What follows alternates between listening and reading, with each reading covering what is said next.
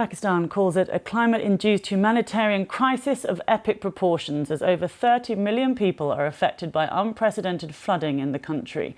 With close to 1,000 people killed, a national emergency has been declared. Heavy rains continue to batter parts of southwestern Pakistan, with the city of Quetta bearing the brunt of the intense downpour. Pakistan's Minister for Climate Change, Senator Sharif Raymond, says it's the worst flooding Pakistan's witnessed in living memory.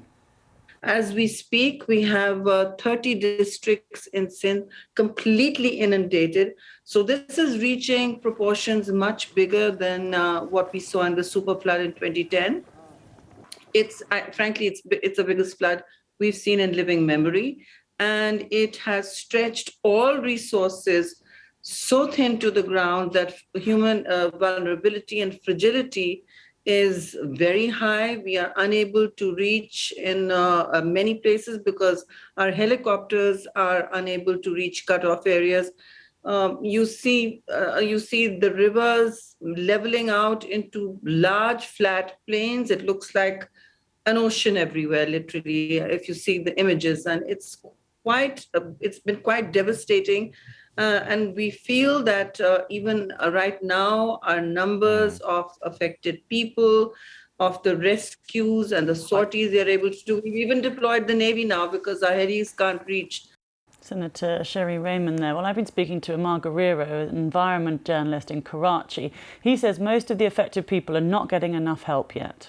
In most of the parts, means at some places government authorities have reached to rescue the people, but at majority of the places people are still stranded into the flood water, and they are calling on social media or asking for the help, but at many places government authorities have not reached to rescue them. A large number of the people have came out of these flood water and they reached to some safer places, but still a large number of people are stranded into the flood water.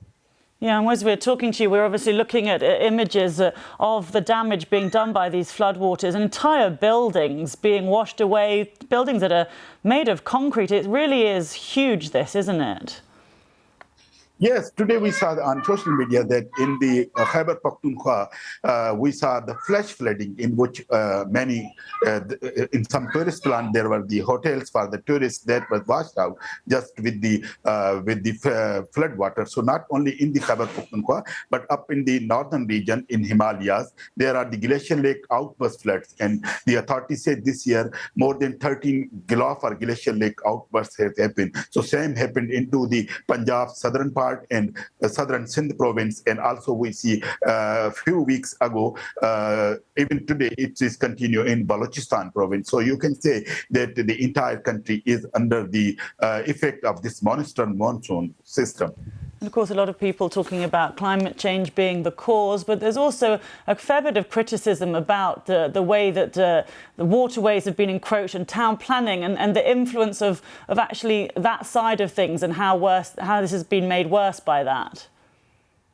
Yes, you are right. Means Pakistan is the worst victim to climate change. It's the fifth victim to climate change in the world. Means we saw 2010 floods and then continuous heat waves in Karachi and other parts, and then dry spell and severe drought in many parts. But when it comes to the flooding, this year we saw that the flood water is not receding; it's not flowing because the people are criticizing government that they have allowed the developers to make the buildings and the residential plaza just on the waterways. So the water is not going anywhere. So this is increasing the severity of this flooding across the Pakistan, and it's become every year. It's become very serious problem for Pakistan.